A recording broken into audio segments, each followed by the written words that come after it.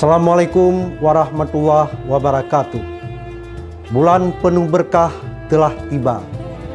Saatnya kita teguhkan hati dan segenap daya upaya dalam menggapai ridha ilahi. Saya Amiruddin, PJ Wali Kota Banda Aceh, atas nama pribadi, keluarga, dan segenap jajaran pemerintah Kota Banda Aceh mengucapkan marhaban ya Ramadan. Mohon maaf lahir dan batin. Selamat menunaikan ibadah puasa Ramadan 1445 Hijriah. Wassalamualaikum warahmatullahi wabarakatuh.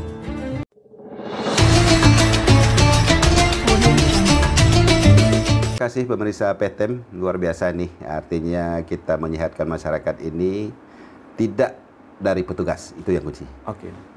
Masyarakat akan sehat oleh masyarakat sendiri. Dari saya, untuk saya, oleh saya. 3, itu artinya ketika memilih tadi makanan oleh kita sendiri. Ketika konsumsi kita sendiri, ketika menyimpan kita sendiri, ketika sakit kita sendiri yang akan sakit, bukan orang lain sakit. Ketika sakit cepat-cepat kepada pelayanan kesehatan. Insya Allah walaupun lebaran tenaga kesehatan kita rela meninggalkan keluarganya, tetap memberikan pelayanan yang maksimal untuk masyarakat kita. Kalau ada keluhan-keluhan, kita juga menampung keluhan masyarakat lewat web Dinas Kesehatan Kota Banda Aceh, terbuka untuk umum. Silakan konfirmasi, kami akan menjawab dalam 1 kali 2 jam kalau ada masalah.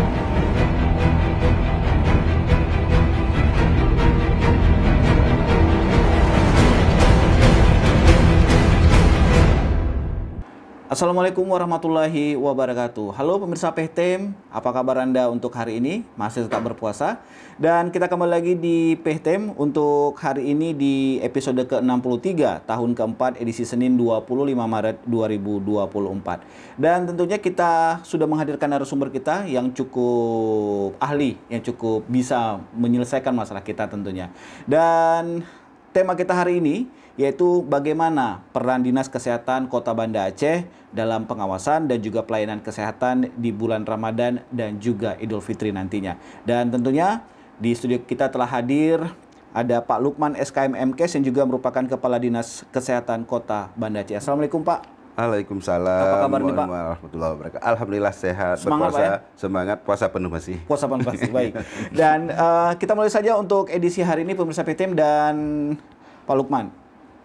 Sebenarnya nih kalau kita bicara masa bulan puasa, peran Dinkes itu sampai mana dan sejauh mana Pak untuk mengatasi atau juga menyelesaikan masalah-masalah seputar jajanan atau juga makanan-makanan sehat? Karena sama-sama kita ketahui banyak sekali saudara-saudara kita pedagang musiman yang hanya jualan selama puasa ini atau di bulan puasa dan juga lebaran. Ini bagaimana Pak?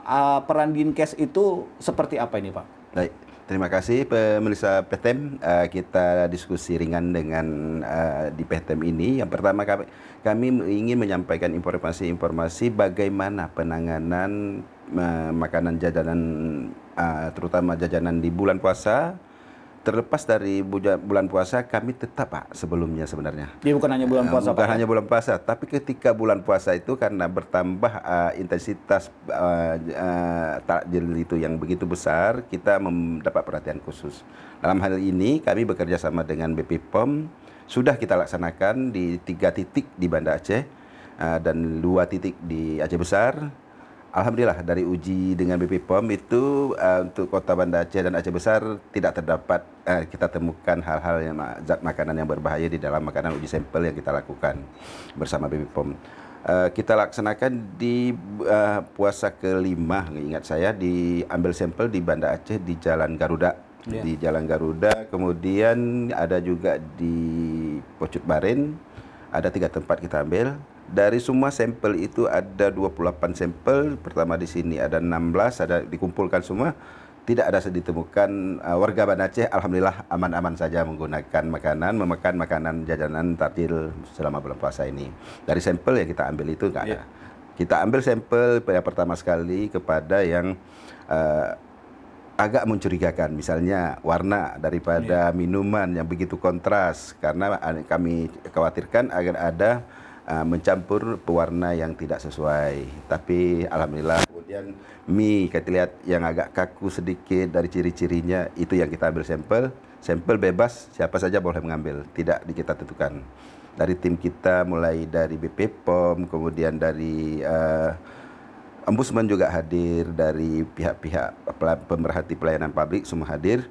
Boleh kita ambil sampel. Kalau siapa yang mencurigakan, silakan ambil. Dan sampel itu diperiksa langsung di mobile dari BP POM. Kita tunggu 5 menit, hasilnya bisa dipublikasi. Alhamdulillah Banda Aceh belum ditemukan. Dan mudah-mudahan sudah 2 Ramadan, 3 Ramadan dengan ini belum pernah ditemukan adanya zat-zat berbahaya di dalam uji sampel itu. Baik. Dan untuk tugas Dinkes sendiri bagaimana Pak? Apa hanya mengambil sampel langsung diperiksa sama BP POM atau metode pengawasan atau sebelumnya perlu ada pelatihan-pelatihan atau seperti apa ini Pak? Baik, kita awali dari proses dulu ya. Dari proses, awal pra-proses itu ada pra-market namanya. Artinya sebelum dia mengolah makanan. Oke. Sebelum dia mengolah makanan, dia itu pertama kita berikan penyuluhan keamanan pangan. Setelah dia menerima sertifikat keamanan pangan, lulus lah bahasa kasar kalau kita bicara, lulus dan mengerti cara produksi makanan rumah tangga yang aman, dia kita berikan sertifikat dan kita berikan izin PRT namanya. Itu kita berikannya begitu, yang bagi pelaku usaha itu yang permanen Pak. Bukan yang hanya musiman yang begini. Musiman hanya tugas kita mengecek di lapangan. Ketika tadi uji sampel tadi, mudah-mudahan tidak ditemukan. Yang kita berlakukan tadi ada pre, post, dan sampai kepada kita upayakan jangan ada bermasalah dengan masyarakat. Itu kepada yang tetap usaha rumah tangga namanya. Usaha rumah tangga itu ranahnya Dinas Kesehatan untuk melakukan pembinaan sampai kepada pengawasan. Tapi ketika sudah industri besar, itu bukan lagi kewenangan kita, BP POM dan serta jajarannya yang berwenang.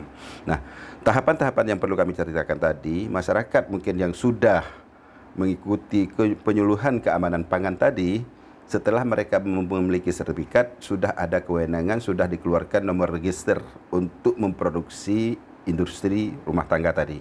Misalnya seperti kerupuk tempe, ikan yang sudah diawet, atau macam-macam industri rumah tangga. Kita mulai pengawasan Pak, mulai produksi. Tahapan pertama. Di produksi itu kita lihat mulai alat produksinya, SDM yang memproduksinya sehat apa enggak, kita cek kesehatannya. Kemudian tempat wadah mereka membuat makanan tersebut memenuhi syarat kesehatan atau ada zat-zat yang berbahaya di situ. Kemudian ada nggak misalnya alat-alat itu terkontaminasi dengan penyakit yang menyebabkan penyakit atau berbahaya bagi kesehatan masyarakat. Nah, setelah itu sudah memenuhi syarat, kita keluarkan izin, dan ketika produksi kita tetap melakukan pembinaan. Di tahap produksi kita melihat produksinya higienis apa enggak, dan simpan sementara sebelum dia distribusi ke supermarket atau ke tempat post marketnya. Di situ kita lihat, kita nilai lagi sampai kepada di marketnya juga kita lihat. Kita lihat sudah masa ED-nya, misalnya expiry date-nya, matinya misalnya bisa rata-rata makanan ini sebulan, ada juga yang 6 bulan, ada juga yang mingguan. Jadi jangan sampai masyarakat kita masih sudah ED masih dijual di masyarakat. Itu siap. Kemudian kita menilai juga wadah atau kaleng atau istilah yang tempat penampungan penyimpanan itu memenuhi syarat tidak. Jadi ada masa-masanya semua kita nilai. Setelah memenuhi syarat semua, alhamdulillah di Kota Banda Aceh ini sudah 3-4 tahun saya di sini, ada 1-2 yang kita temukan setelah kita pembinaan kembali kepada produksi yang benar. Kadang-kadang ada juga yang bermain mencoba-coba menghemat alat pemanisnya, mereka pakai sari manis, menghemat pewarna, pakai pewarna yang ini menghemat, kalau yang ini biar tahan lama menggunakan borak, macam-macam lah. Itu semua orang ingin mendapatkan keuntungan yang lebih, tapi tidak mempertimbangkan dampak daripada kesehatan yang mengeluarkan biaya yang luar biasa nanti ketika orang sudah terkena penyakit ya. Itu berlaku makanan dan juga minuman sama prosesnya, Pak? Sama, Pak. Sejauh industri produksi rumah tangga, bukan kepada produksi industri besar ya. Kalau yang rumah tangga misalnya ada produksi minyak rambut dari masyarakat, yang dari dari rempah-rempah di masyarakat kita periksa, kita uji syaratnya memenuhi syarat, tidak ada yang berbahaya kesehatan, kita keluarkan izin. Baik. Nah, untuk Ramadan sendiri bagaimana nih Pak? Apakah memang sebelum Ramadan sudah ada sosialisasi kepada pedagang-pedagang atau seperti apa ini Pak? Saya melihat orang yang berjualan di bulan Ramadan, pedagang ini kayaknya sudah kenal dengan kita. Sudah tahu kebiasaan kita, pasti kami akan diperiksa, kami akan disampling. Dan insya Allah ini sudah menjadi komitmen kita setiap tahun memang kita laksanakan. Dan mudah-mudahan kita temukan. Artinya komitmen BP POM juga dengan kita semua, dengan pihak-pihak yang pemerhati daripada pelayanan publik ini, sama-sama kita tidak perlu sosialisasi lagi. Masyarakat sudah mengetahui ini pasti akan ada, kalau saya berbuat salah akan diuji nanti akan. Nah, hal-hal inilah yang menyebabkan mungkin masyarakat sudah hati-hati, di samping itu sudah memiliki kesadaran mungkin ya. Karena 2-3 tahun berturut-turut belum pernah kita temukan, artinya kan sudah cukup baik.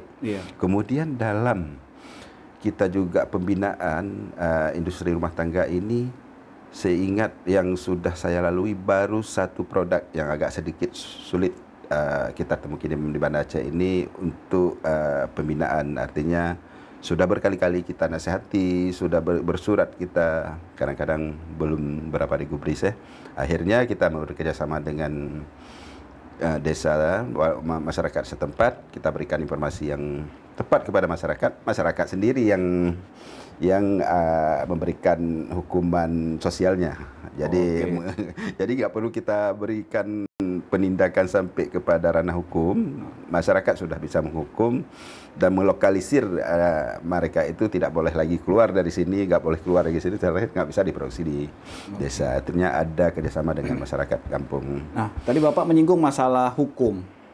Ini bagaimana Pak? Kalau misalnya memang ada yang melakukan pelanggaran, Dinkes melakukan hal apa ini Pak? Apakah memang menyedera ranah Dinkes atau bisa dipidanakan atau seperti apa ini Pak? Ya, kalau sudah bicara soal hukum, kami bukan ahlinya di hukum. Kita itu ranahnya BP POM ya, karena pengawasan obat dan makanan itu adanya di ranah BP POM. BP POM yang punya kewenangan utuh untuk memberikan legalisasi bahwa ini melanggar hukum atau tidak.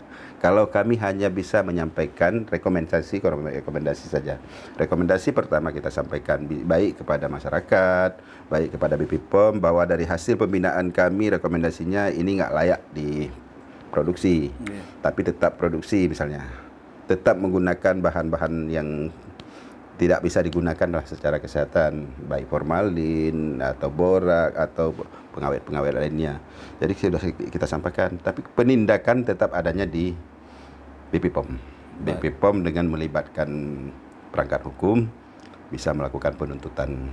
Baik. Jadi Dinas Kesehatan hanya melakukan pengawasan. Pengawasan, pembinaan. Dan pembinaan. Pembinaan dan bimbingan ketika nanti mereka kadang-kadang memerlukan bantuan apa yang harus mereka lakukan, misalnya syarat mendapatkan rekomendasi itu apa saja, kita bantu.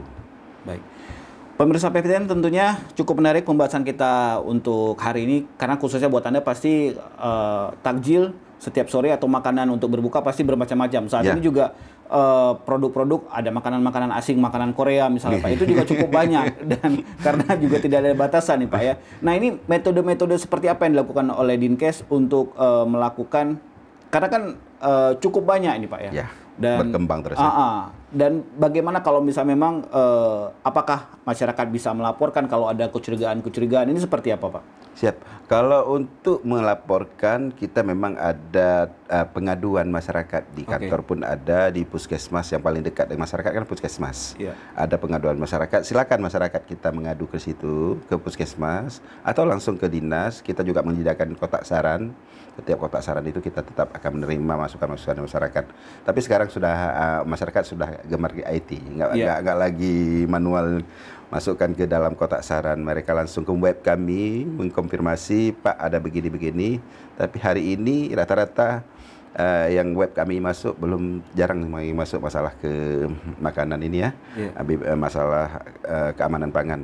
lebih banyak kepada substansi daripada pelayanan kesehatan, pelayanan masyarakat yang ini sudah mendekati Lebaran nih. Iya. Yang pasti Pak, pertanyaannya Pak, kami kalau nanti Lebaran libur berapa hari kita kok nggak salah 8 atau 8 hari, 9 hari iya. libur ya. 9 hari libur, macam mana pelayanan kesehatan? Itu lebih banyak pertanyaan-pertanyaan itu kita jawab Pak di web kita. Baik. Jadi masyarakat kita sudah dapat bisa mengakses ke web Dinas Kesehatan Kota Banda Aceh dan insya Allah akan cepat diresponnya. Baik. Tadi Bapak sudah menyinggung juga nih pelayanan kesehatan dan juga sesuai dengan tema. Nah, ini bagaimana Pak rencana dari Dinas Kesehatan sendiri? Apakah 9 puskesmas ini libur atau seperti apa Pak? Ya. Banda Aceh kan mempunyai 9 puskesmas dan tentunya juga masyarakat apakah hanya bisa melayani yang berKTP Banda Aceh atau karena ini juga ibu kota Pak, banyak yang berKTP luar mengunjungi orang tua di sini atau mudik ke sini. Iya, ini bagaimana Pak? Langkah yang dilakukan oleh Dinas Kesehatan Kota. Baik, untuk memudahkan masyarakat kita dalam mudik, pertama sekali, pertama kami menyampaikan pertanyaan Bapak tadi bahwa menginfokan kepada masyarakat di Kota Banda Aceh sesuai dengan kebiasaan ini sudah bertahun-tahun memang. Ini belum sampai surat edaran dari wali kota belum, tapi sudah pernah diumumkan oleh wali kota di apel bahwa diinstruksikan bahwa di libur itu tetap memberikan pelayanan. Artinya tidak ada di tempat-tempat pelayanan masyarakat itu yang bersentuhan langsung dengan masyarakat, tetap ada petugas piket yang melayani. Kita mungkin secara sedikit Pak, kita memang 9 kecamatan, tapi puskesmas kita ada 11 Pak. 11, oke, iya. 11 puskesmas, insya Allah mereka sudah siap buka, artinya tetap melayani masyarakat 24 jam. Kalau jam di puskesmas hanya jam kerja, di luar dari itu kita punya PSC Pak.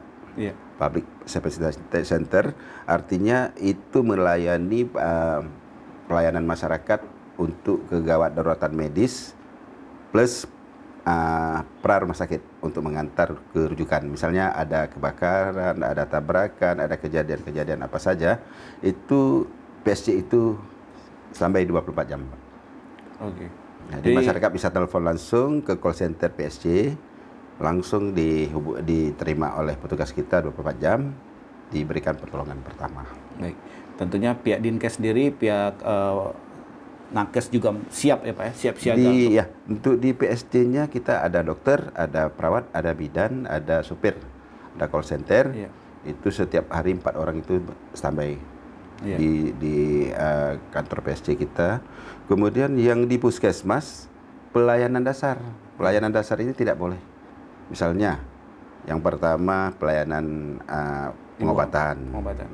Pelayanan, tapi yang lebih utama kepada yang darurat, gawat daruratnya, bisa tertolong sampai kepada rujukan ke rumah sakit. Rumah sakit pun sudah siap melakukan pelayanan walaupun di hari libur. Baru saja kita diskusi kemarin compensatory repair dengan BPJS bersama BPJS. BPJS pun kebijakannya tetap menyampaikan harus melakukan pelayanan di hari libur Natal atau di hari libur Hari Raya Idul Fitri. Kebetulan kita cukup lama nih liburnya, ditambah dengan libur tanggal merah, cuti bersama 8 hari, dan alhamdulillah kita sudah sepakat dengan tim kerja kita di puskesmas. Mereka sudah mengatur sini masuk hari ini, sini masuk hari ini, sehingga mereka bisa berlebaran. Cuman mungkin jangan minta oleh masyarakat harus pakai baju putih-putih di hari di hari. Yang penting siap siaga ya Pak. Siap siaga. Jadi hari itu petugas kita tetap ada di situ, tapi tidak uniform, tidak memakai baju harus putih-putih atau seragam. Siapa tahu pakai baju lebaran ya Pak. Pakai baju lebaran karena begitu selesai mereka memberikan pelayanan, mungkin bisa ke rumah orang tua, ke keluarga kan. Jadi nanti masyarakat nggak ada nampak orang petugasnya. Iya.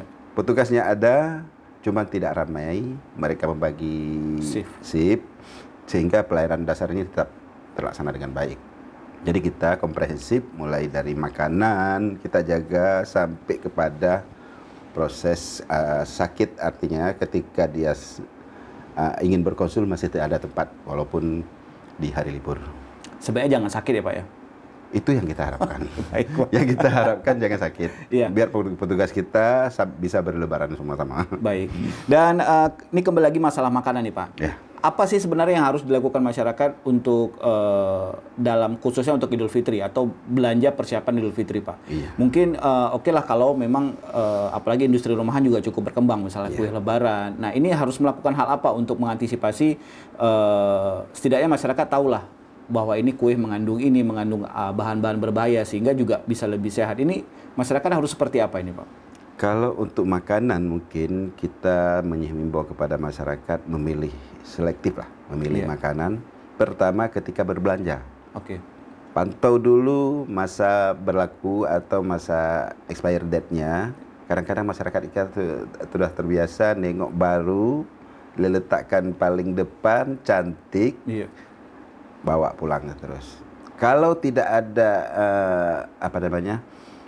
ED-nya atau masa berlaku makanannya, lebih bagus tidak usah dibeli. Oke. Nah, itu untuk mengamankan. Kemudian bagi yang minuman, cek kalengnya. Oke. Kalengnya pertama sekali, terutama makanan kaleng ya. Di makanan kaleng itu jangan ada yang cacat. Karena ketika peot sedikit saja akan di dalamnya dan akan ada pelindung daripada untuk makanan. Sudah cacat itu dampaknya kepada minuman tadi. Jadi masyarakat kita jangan menganggap itu peot itu dijual harga murah sedikit, dampaknya luar biasa. Ambil yang normal aja, nggak usah yang bermasalah. Nah, untuk kemudian kita dari jajaran Dinas Kesehatan tetap memantau, terutama parcel di mendekati Lebaran itu yang luar biasa, sering kita pantau itu bersama-sama. Untuk kadang-kadang di dalamnya mereka sudah mengemas begitu baik, di dalamnya makanan yang tinggal 1-2 hari lagi mau ED, makanya harganya murah kadang-kadang. Itu hati-hati masyarakat, kita sampaikan bahwa ketika membeli itu walaupun dalam satu paket, tanyakan komitmen kalau nanti ED-nya misalnya nggak bisa dibuka kan, kalau macam-macam nggak bisa dibuka dulu. Nah, kalau nanti kami dapatkan yang ED, siap mengembalikan. Komitmen terus dengan penjual. Jangan lihat bagus, jangan lihat banyak bunga-bunganya, jangan lihat banyak hiasannya. Jangan lihat yang murah juga. Gitu. Jangan lihat yang murah boleh, tapi harus lebih selektif, Pak. Lebih selektif, itu yang kita katakan. Baik. Mulai dari harga, keamanan pangannya, produksinya di mana, sampai ke masa expiry date-nya. Nah, tentu kan banyak sekali nih Pak, bisnis retail juga cukup besar, cukup banyak tentunya. Nah, ini bagaimana Pak, masyarakat, apalagi makanan luar juga ada yang sekarang ada bisnis jasa titip. Nah, ini apakah melakukan selektif yang sama? Misalnya harus ada logo halal, seperti apa ini Pak? Ya, kita berbicara halal itu bukan ranahnya Dinas Kesehatan ya, itu ranahnya MUI, tapi seleksi atau dia bisa diproduksi itu di mana tempat produksi. Oke. Nah, misalnya hari ini diproduksi di Banda Aceh, itu tugas daripada Dinas Kesehatan untuk membina dan pengawasannya. Nah, ketika just tip tadi misalnya dari Melabo, dari Loksmawe, itu tugas daripada orang Loksmawe dan Melabo. Ya, ketika dipasarkan di Banda Aceh, tugas daripada Dinas Kesehatan. Dipasarkan di Banda Aceh produk-produk dari Melabo. Nah, di sini kita tidak ada batas waktu pemakaiannya atau expiry date-nya juga tidak dituangkan. Kita tetap tidak boleh memperjualkan di retail-retail yang ada di kita. Jadi masyarakat itu aja seleksi sendiri, secara alam. Kalau tidak ada jelas, jangan dibeli. Daripada apalagi kalau produksi di sini, mudah sekali laporkan kepada kami. Kami akan melakukan pembinaan. Tapi kalau ketika produk just tip tadi yang Bapak sampaikan dari Medan atau dari mana, itu sulit Pak untuk memantau atau memberikan pembinaan. Karena kita sebagai masyarakat ya pemirsa, mungkin pemirsa juga mengakui bahwa ketika sudah di toko retail, lihat harganya cocok, rasanya kayaknya enak, ini ya berarti ambil kan nggak mau lihat ini buatnya di Korea misalnya. Ketika memang itu di Banda Aceh, berarti yang penting kita lebih selektif aja Pak ya. Ya, selektif, kemudian jangan apa istilahnya, asal makanan luar itu sudah menjadi tren atau lebih berkualitas kalau menurut lebih gengsi Pak. Lebih gengsi ya, lebih gengsi. Ini banyak dari Korea, nggak taunya bersentuhan dengan zat-zat yang di luar kehalalan, di luar daripada memenuhi standar kesehatan. Tapi kalau orang barat itu rata-rata untuk kesehatan mereka tetap mengutamakan. Cuman kalau kehalalan ini itu yang menjadi tanda tanya besar bagi kita ya, hati-hati. Iya. Baik pemirsa, tentunya seperti yang disampaikan oleh Pak Lukman tadi, bahwa Anda harus lebih selektif, lebih pintar ya Pak ya. Lebih pintar. Jadi mau makan apa saja boleh aja, asal itu memang halal, sesuai selera tentunya, dan Anda juga harus lebih selektif untuk menjaga kesehatan juga. Nah ini kembali lagi Pak, berbicara masalah pelayanan kesehatan. Ini kita balik lagi ke pelayanan kesehatan nih Pak ya. Karena memang menyangkut dengan jajanan juga ini Pak. Karena kita kan juga nggak tahu terlalu banyak para pedagang, dan saya yakin pedagang di Banda Aceh pasti lebih mengutamakan kesehatan juga, lebih mengutamakan nggak semata-mata hanya untung. Nah tapi ini bagaimana Pak? Kalau ternyata memang apakah ada layanan kalau misalnya keracunan atau seperti apa? Apakah itu bisa langsung berobat ke puskesmas atau seperti apa Pak? Nah, misalnya terjadi error seperti yang tidak kita harapkan, ada kasus keracunan, biasanya itu kan terjadi di suatu tempat, di lokal. Kami menyampaikan kepada masyarakat kita Kota Banda Aceh, langsung menjangkau petugas kesehatan terdekat. Terdekat apakah klinik, kalau istilah di ini FKTP ya, FKTP terdekat, bisa klinik, bisa puskesmas untuk pertolongan pertama dulu. Setelah itu proses mencari apa penyebabnya itu bisa bekerja sama dengan kita nanti. Akan kita usut, akan kita cari kira-kira ini keracunannya kenapa. Dengan melibatkan juga BP POM nanti. Sampel-sampel itu walaupun di hari Lebaran petugas kita tetap bekerja seperti biasa. Kalau ada kejadian keracunan, yang pertama sekali adalah pertolongan dulu kepada yang keracunan, si korban. Untuk mengusut apa sumbernya, di mana dia keracunan itu butuh waktu. Mungkin nggak bisa selesai. Yang penting sampel daripada makanan yang kita curigakan bisa diambil di hari itu. Misalnya dicurigakan setelah minum susu A atau makanan B atau gorengan A, itu sampel itu yang perlu diselamatkan dulu oleh petugas kita. Nanti proses pemeriksaan bisa selanjutnya kapan ada, setelah Lebaran mungkin ya.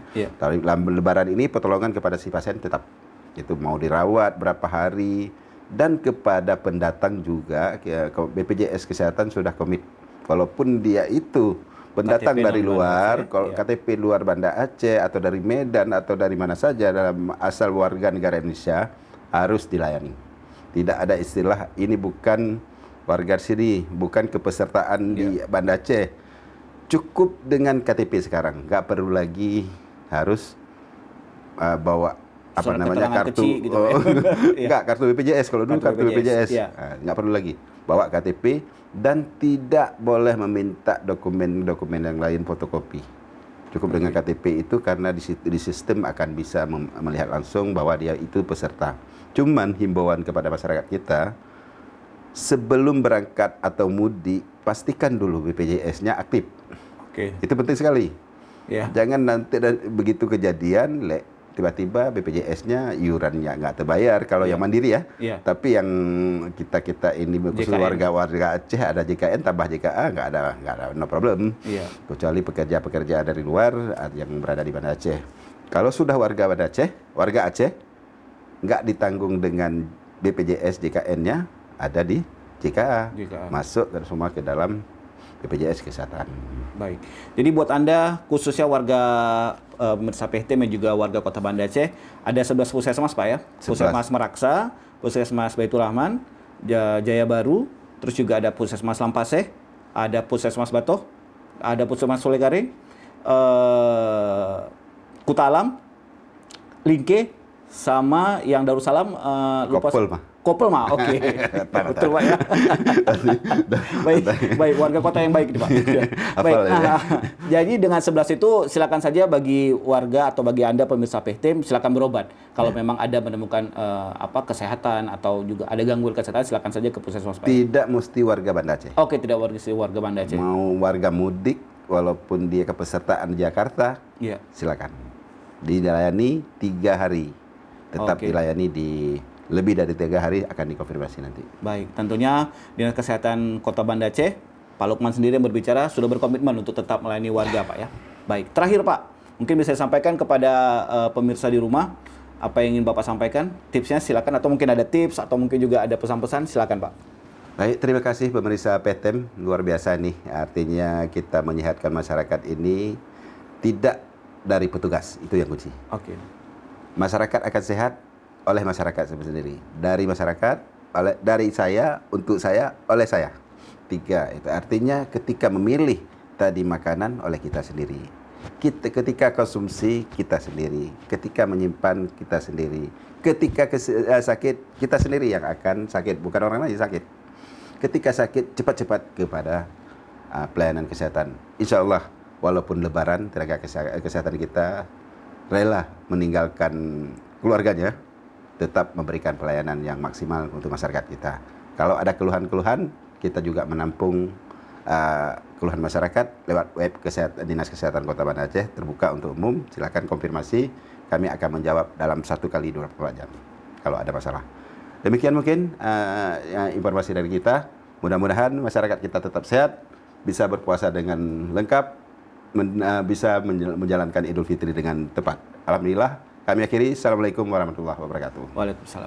Baik pemirsa, tentunya terima kasih atas atensi Anda, dan semoga saja apa yang disampaikan oleh Pak Kadis bisa berguna untuk Anda, dan terima kasih atas atensi Anda. Kami pamit, dan jangan lupa untuk subscribe, dan juga mungkin kalau Anda mempunyai komentar atau mungkin ada yang ingin disampaikan ke Pak Kadis, silakan saja Anda, boleh Pak ya? Boleh. Boleh komen di kolom komentar di bawah ini, dan Anda juga jangan lupa untuk membagikan konten ini kepada saudara atau mungkin juga pada teman-teman, bahwa informasi ini berguna untuk Anda. Walaupun Anda bukan warga Kota Banda Aceh, siapa tahu Anda nanti Lebaran atau Hari Raya ke Banda Aceh tetap akan dilayani oleh Dinas Kesehatan Kota Banda Aceh. Terima kasih, kami pamit. Selamat berpuasa. Wassalamualaikum warahmatullahi wabarakatuh. Waalaikumsalam.